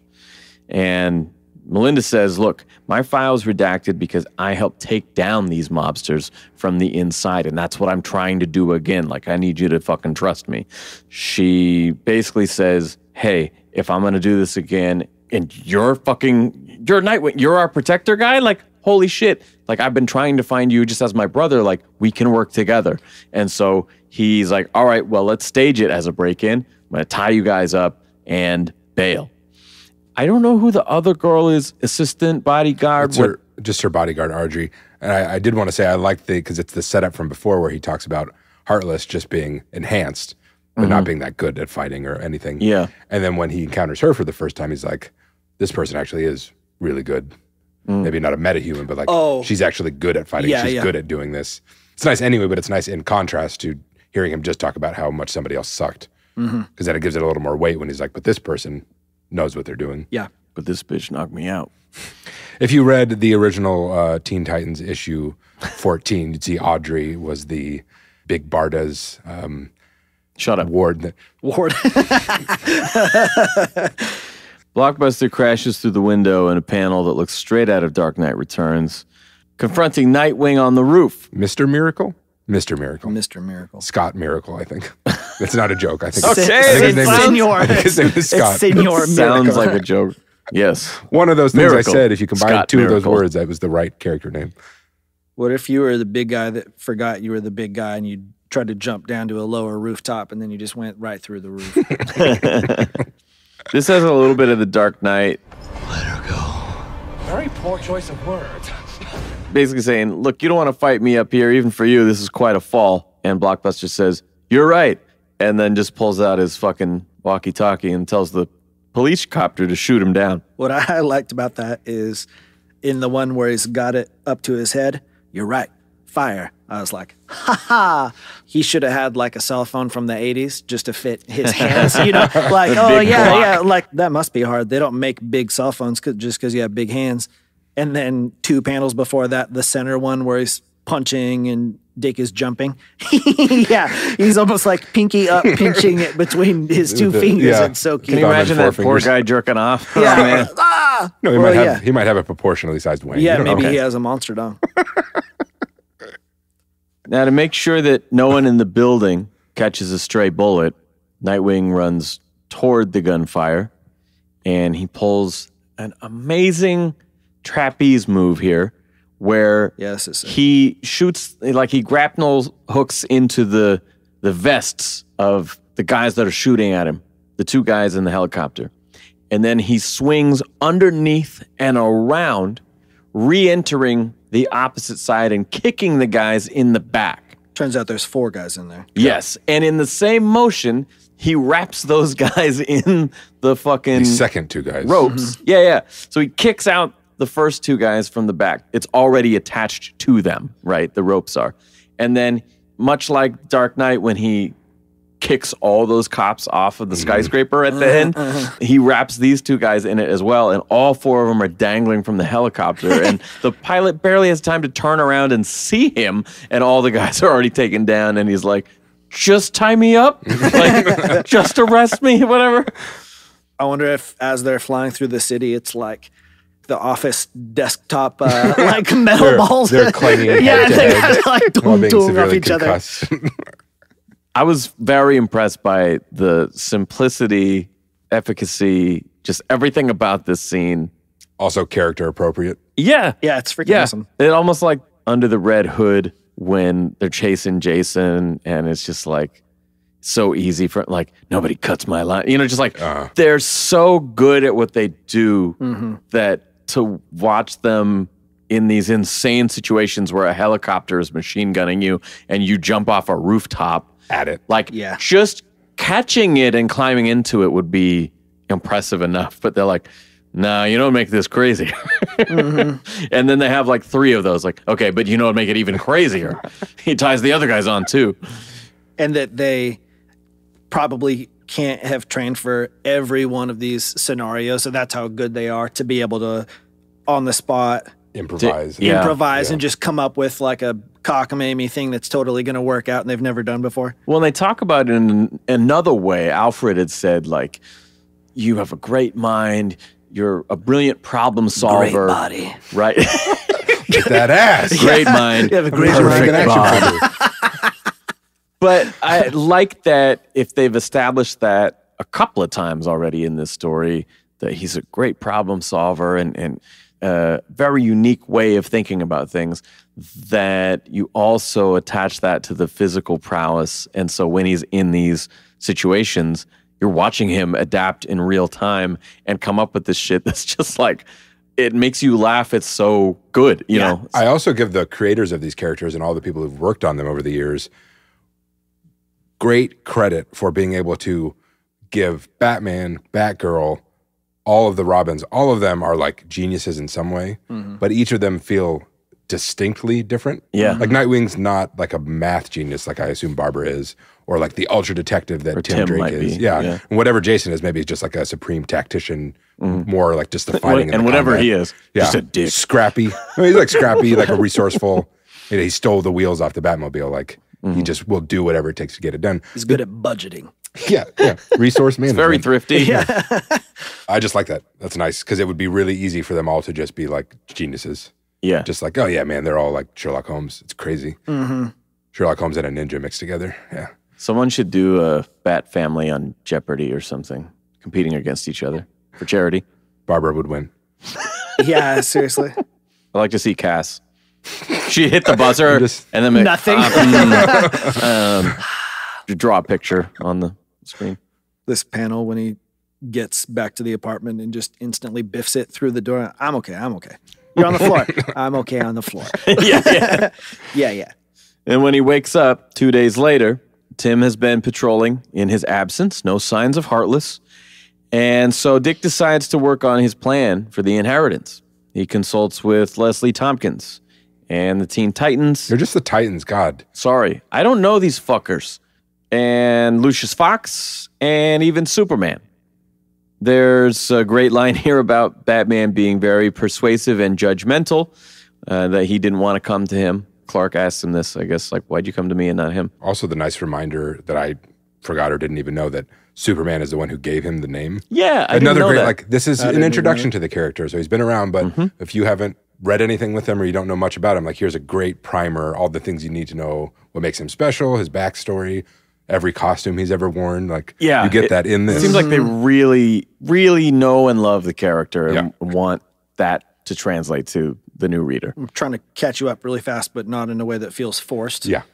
That line, though, about not wanting to tell Bruce because he's persuasive and judgmental struck me as, I was like, this is going to be one of those lines that Evan goes, you know, there's a Batman part in here that reminded me a little of Sam here. And That's where he says, so that's what I assume is my own reputation. Persuasive and judgmental and usually right. And I'm like, those first two were Sam, definitely. Yeah. No, they screwed the pooch. It's really mean. I like this interaction because I said you're persuasive. That's a compliment. It's the neglect of the third part. that really stings. I didn't make you. You are who you are. I'm just going to disagree with you, though, on that one part. I like this interaction a lot because it shows how similar they are. And what we've had a lot more than this is Clark and Dick. Yeah. Dick, Clark? Yeah. Weird. Whoa! All right, let's stop the show. Let's talk about conspiracy stuff. We're not going to top this. Hey, Casey Kasem. That's a different person. Never mind, guys. Forget that segue. Casey Kasem played the animated Robin. That's why I went there after you said Dick Clark. Okay, Sorry. I don't know what the fuck you're talking about. Superman being like Nightwing. Yeah, because we've had more versions of either Batman and Superman interacting, and then also their internal Yeah, how they think about dialogue, each other and themselves. or and- if it's just like simultaneous stuff going on in your, this guy's version of this thought, this guy's version of this thought. Yeah. And the whole point being to show that they're pretty dissimilar. But this, you get more of a read on Nightwing because you get to compare him to Clark and see Yeah. how similar they are. But I'll just in general, like, oh, these guys are like far more similar and they could actually be yeah. like buddies. And Yeah, like they that's have a lot more common ground. It seems like that's an enjoyable conversation they're having, not Yeah. some kind of painful, you should really do this. Why don't you mind your own fucking business? Yeah. And maybe if I was super god alien, it would be a little easier for me. Go away. Both of them are often painted in contrast to Bruce. Yeah. And so in this situation, again, the neat thing about him not being there is that you're getting the natural dynamics between all these other characters without that kind of third wheel in the room, And so it's really cool, like you're saying, to be like, oh, wow, that similarity never even really crossed my mind, because how often are they just by themselves? Yeah.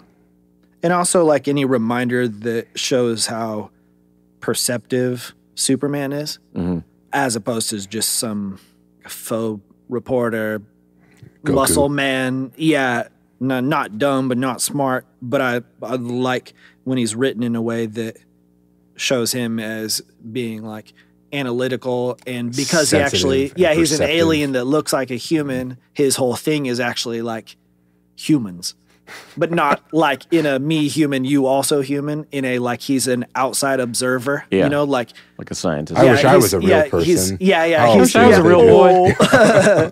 But there's that line in there that they do a lot with him that's like, no, because you're the most human man I've ever met. Yeah. Like, that's the weirdest way to word that, but I get what you're saying. Totally.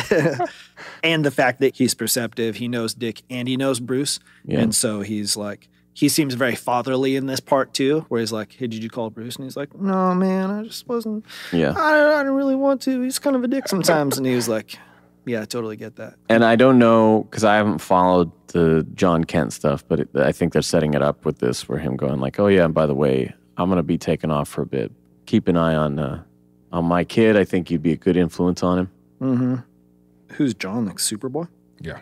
Well, not Superboy like from the 90s, but Not with the little circle glasses and, like the the leather cool jacket. half That's a jacket cool or whatever. character design. I like it too.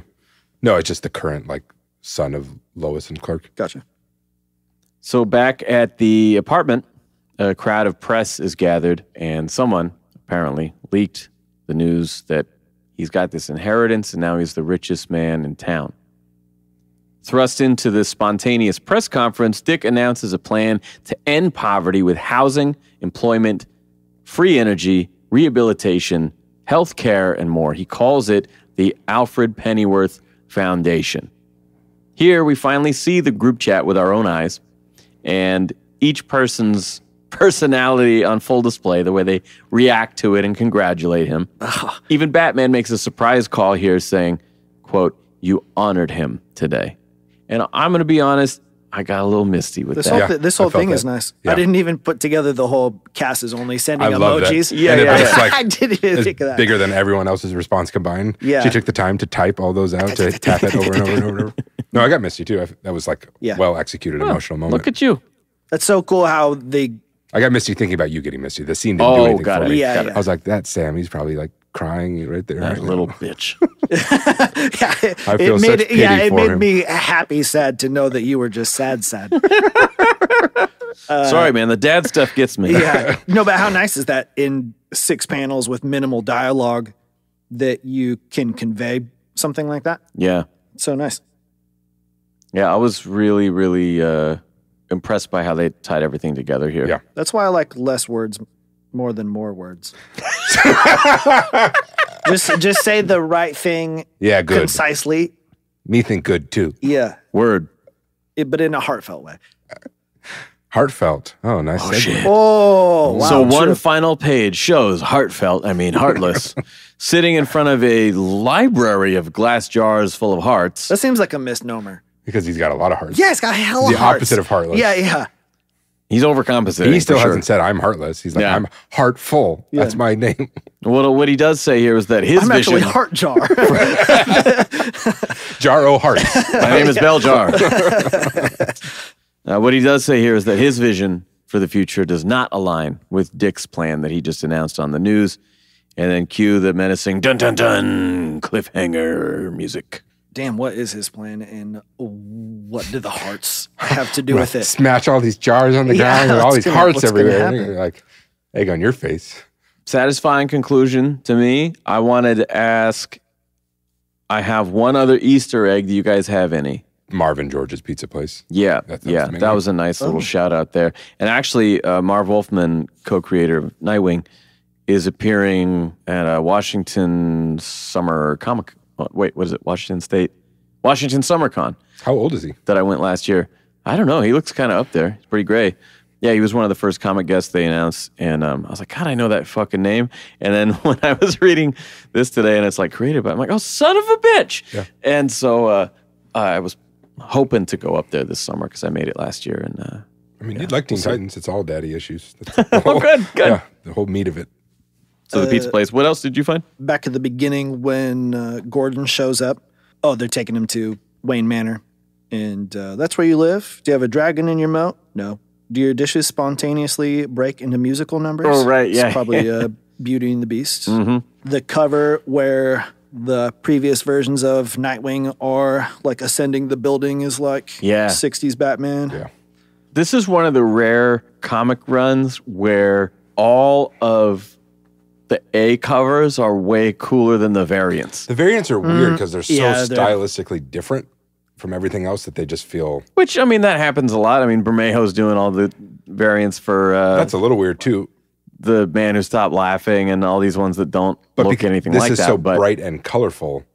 yeah, Like Bermejo doing an alternate cover for a dark, brooding book still kind of works. sure. But I mean, just seeing all of his different covers that he's come up with, and there's a crazy issue, now that I think of it, that Redondo did that's shortly after this, where the whole issue is one continuous shot.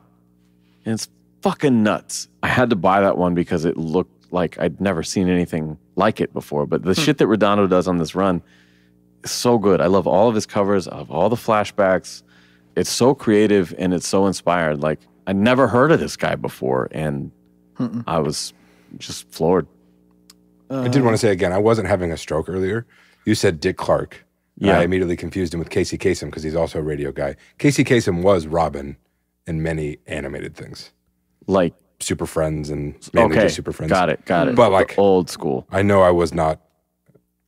I just didn't get the reference. I didn't. I don't know what this guy's expand talking to another about. plane of existence. There was a thread here. Black Canary shirt, you saw that. Bald cop guys drinking out of a mug that says like Gotham Rogues, like it's a team. But the logo really reminds me of the Shadow.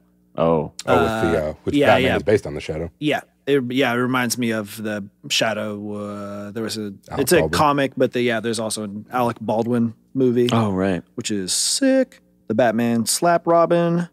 That's all my Easter eggs. Question: the very end, Yes. television, Dick Grayson, silhouette guy.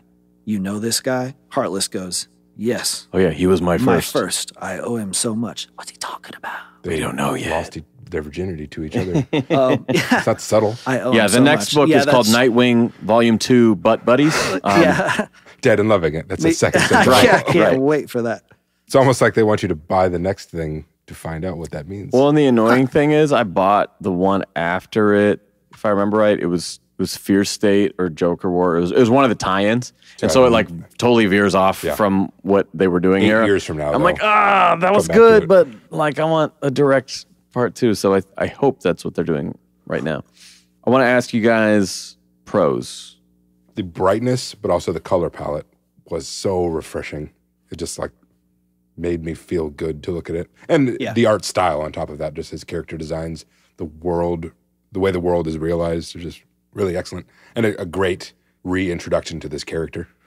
Yeah, I felt like in reading it that I previously felt like I didn't super love Nightwing, but not because I love that didn't. ass, though. Yeah, but like him as a person. Obviously, I was like, dude, that butt dough.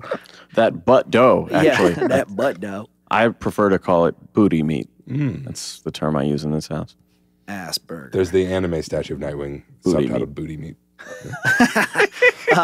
It's like $400. I can't complete the series. That one's too expensive. Damn.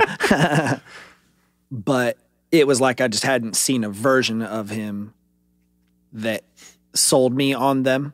Where he was like the real standout character. Well, most of the time we've seen him in all the stuff we've done, he's just like a mini cameo. Yeah. He's there Like, for like an act, maybe. Cool, I guess, but nothing, no dialogue that's like actually insightful as to your character or your stance or what separates you from the thrall of superheroes. I'm just like, you're the original. You're coming around to show these young Robins what's up. you Yeah, know? because pretty much all I got to go off of is like what he looks like, Or and even that is Bruce is dependent on the artist's portrayal of him. So if I don't really like the art, then I'm like, you're not. Sometimes they show you how tough he is, but a lot of times he's used like Worf in Star Trek, where it's like they're bringing him in to also get his ass kicked to show you that like Damien's the tough one. Yeah, Totally. Yeah, He Tim's can the really smart fight. one. Yeah. That's some idiot with a mullet. He's like, Well, I like the mullet. I really don't. I like just that it's again another like product of its era. That somebody was like, this design rules. Yeah, like, this is edgy AF. But I really like the simplicity of his costume. I like the sticks. You know, he doesn't have like all the gadgets. He's got like a grabber claw and batons. Well, we didn't talk about it, but I like that his grapnel gun is putting the two Kali sticks together to make like a trapeze artist thing. Yeah. It's really neat. Oh, I didn't think about that. I like the tone. Like, the whole thing was more enjoyable to me in an actual fun way. Like, I'm just having a good time, hanging out with my buds. A man got his head crushed. There's some stuff in there. Early on. Yeah. There's goons chasing a 3-legged dog. Hearts, people being murdered by having their heart ripped out of their chest. There's some stuff, but it's all at least. But all they of don't it is, show it, so it's still good for kids. All of it is made more palatable by all the nice sunshine. art and stuff. Yeah. Like, The fun conversations. yeah, and totally. All these like sunset tones, Super and chibi, neon. Barbara Gordon. And just because we read so much Batman stuff, and because a lot of it is so dark. I'm sorry. And no, I'm just Comes with the territory. yeah. This is a Evan keeps pro. pushing This is for a the pro. Batman 66. You're like, it's not the right time. It's not the right time. Please, I have it on the list. please. Just the visuals, like, dude's so solid with his figures and his faces, and rides the line between like stylized realism, but all the cool stuff. Like, we just read the other one that also had a good use of like the dot matrix tones. Like, he does that in this, but in a way more just like, not really like a fade out kind of gradient way, just solid, like parts of it look like new newsprint comics. And It has a lot like of time hint just old on those school. flashbacks too, like it's really tastefully done that they'll be like, okay, not only are we going to change the color palette or whatever, or the costume design, but we're going to actually use entirely different techniques to illustrate this is from a different era, which is so fucking satisfying to me. Totally. And I probably wouldn't have read this had you not read it. So Yeah. I just really like So the for a guy who scenarios. doesn't want recommendations, you're glad I was recommended it. So I could recommend it again to you. Yeah, I like when every, 1 out of every 8 is enjoyable for me. God damn it. Hate you guys. Next up, we're going to read Swamp Thing, Dead and Loving It. Actually, Swamp Thing, Green Hell, issue 2, which was scheduled for February 2022, just came out in February 2023. So Were they yes, like, that's right. A year and that 2 was a months. typo? A year and 2 months between issues. Just read that, and I'm really enjoying it. Could not believe that it was actually here and Oh my God. existed in the physical form. But yeah, that's pretty rad. Let's continue. I'm going to say for pros, every part of the story serves the character development. Like, it's one of those where nobody is just there superfluously. Like, everybody's playing a role that's specific to that person. And they're there for that reason. You know, like, everyone has something good to do. Just general use of the Bat family. And then, like we talked over and over about, the artwork is just consistently striking in all the different ways that they approach it. I also really enjoyed the writing and the dialogue. Like, the conversations between characters were actually funny to me. Yeah. A lot funnier than the Joker who's supposed to be funny. Usually is. Like, cool, forced. There were no, other than those wrestlers, football players, there were no edgelords in this. Those pro wrestlers. Besides those guys. Just brutal and... not those edgelords, the ones at the beginning who beat the puppy. Oh. Right. Those guys on either a high school or those college are jocks. team. Those are just standard jocks. Yeah. Standard jocks with Glocks, you know, pointing their guns at three-legged puppies. Yeah. You know, just boys being boys. That's basically Snidely Whiplash, mustache twirling evil guy. That's a little out there. Let's tie that three-legged dog to the railroad track. I really hope that he finds him again, and really... Each trade will begin with him beating those guys up as they're about to do something heinous. Now that's some invincible Oh, man, shit. if there was like a one-shot with Bitewing and like it's a revenge story. I would love that. Yeah, I'll watch the that. dark revenge story of the dog. All right, cons. I want to set this up. I felt like Heartless was sort of almost the lead-in in the beginning, but was almost an afterthought in the grand scheme of things. It was more of a set. I know this is a collected chunk of an ongoing arc. It seemed more like they wanted to set this up for the future, and that's fine. But I believe, like, for example, we read a lot of Black Label. If this were a standalone book, I think it works perfectly well with Babs, Blockbuster, Maroney, Melinda Zuko. There is a lot happening right there that's great. I think maybe the only reason they couldn't just leave it at that is because, well, they wrapped that up pretty neat. They wrapped the setup of it pretty neat. Well, but that's like, true. like, that's true. But this now will we're be going to the see ongoing. You're right. Now thing. we're going to see what they do working together and how that dynamic plays out, and if she is who she says she is.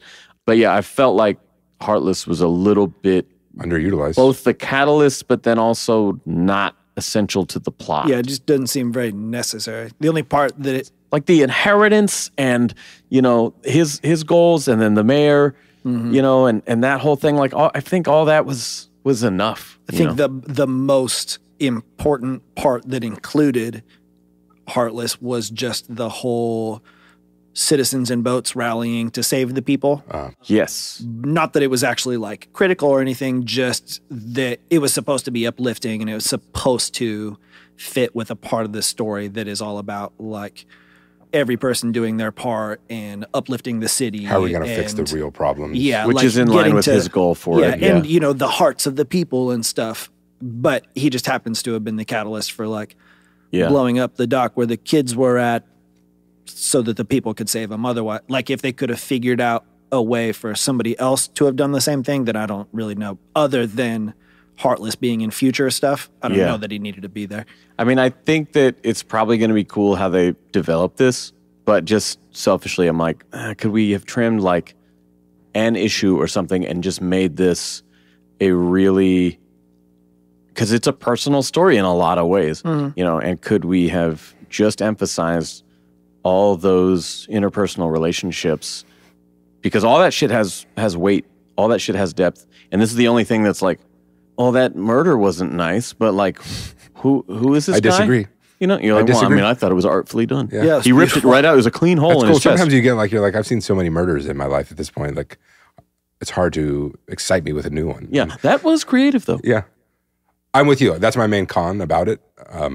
Whatever it was that you said a minute ago. Yeah, all that bullshit you were saying, I'd stop listening. But I mean, that truly is my con about it, because I have a shorter answer than you said, but you know. It is so much of a gist. setup I book, agree. which is just because it is a setup book. It's the beginning of a story. Yeah, it's but number one. It lacks a strong conclusion because of that, because it has no real conclusion. Like, Which it has a very good conclusion, but then that extra page makes you like, oh yeah, what's all this shit again? But I mean, the conclusion, because that's my other another element of the con about it is it's executed well in this, but this is like another modern comics thing, especially in Batman related stories because he's a billionaire, where now they're all about like, but the real story is he set up a foundation.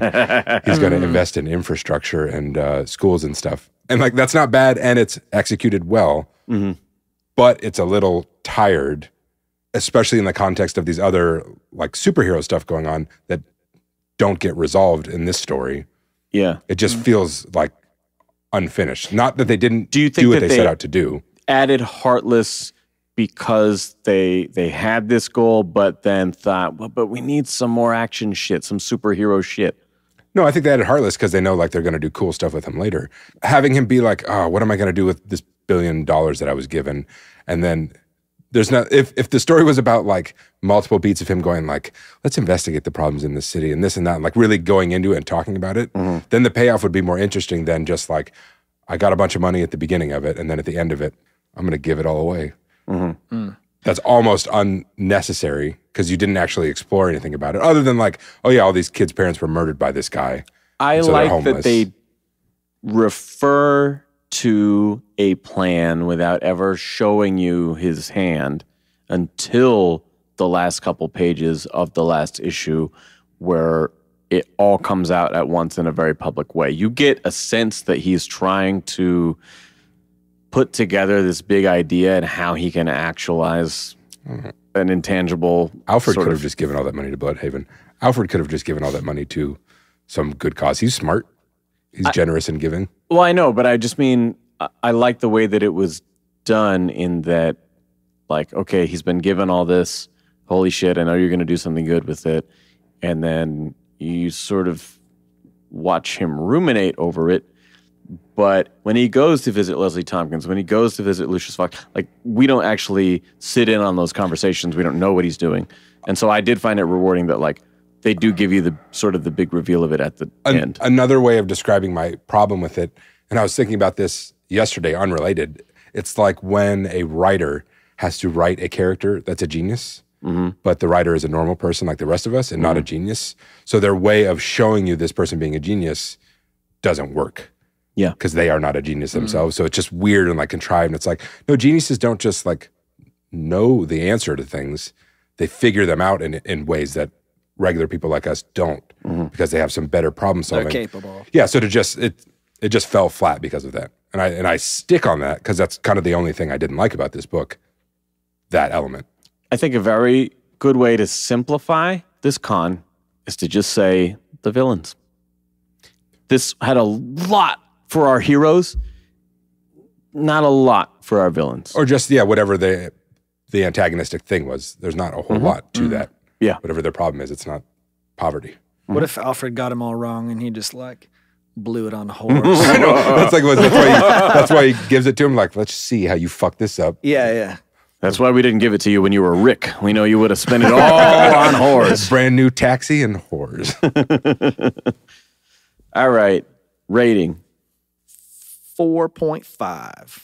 4. And the 1 point off is just for what I complained about. Yeah. I think first read, I was 5. I was like, holy shit. Like, that was so surprisingly exciting all the way through. And I think that reading it with the critical lens, it's a 4.5. Has some issues with the things we talked about, but like, wow, it's enjoyable. I would say a big accomplishment for everyone involved on this book. Yeah.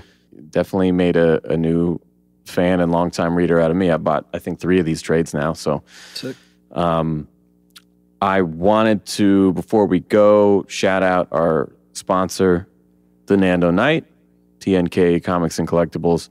He waited outside in the rain today to go get an autograph for me in, I don't know, somewhere in the LA area where they were doing a con. And he let me send a book down to him. And Kevin Sorbo signed that Hercules issue #1 for you. Yeah, exactly. That's what it was. I prefer my covers to be shirtless dudes.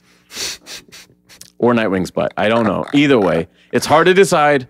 You know, I don't ask for much doing this, but if anyone wants to send me that Kotobukiya Bishonen Nightwing statue, that's the only thing that keeps me from collecting that whole series because it's so expensive. Yeah, so, because you bought the rest of them and then like just brought them over here. Well, they look better in your place. I'll take them back someday.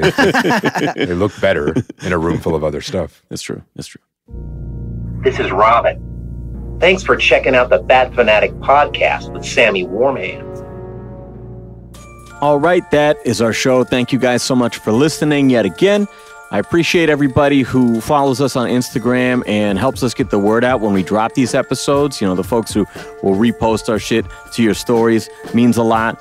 If you are new to the show, please subscribe. I won't tell you where to find it because you're already listening to it, but do give us the 5-star rating and drop a little review. Just name an episode that you liked, maybe quote something funny that we said, and all of that adds up to a lot, okay? Appreciate it. We are going to return to DC Black Label on the next episode. That's 2 weeks from now. This is a spin-off tie-in of Matt Reeves' The Batman with his screenwriter Mattson Tomlin and art by Andrea Sorrentino. Stay tuned for Batman the Imposter.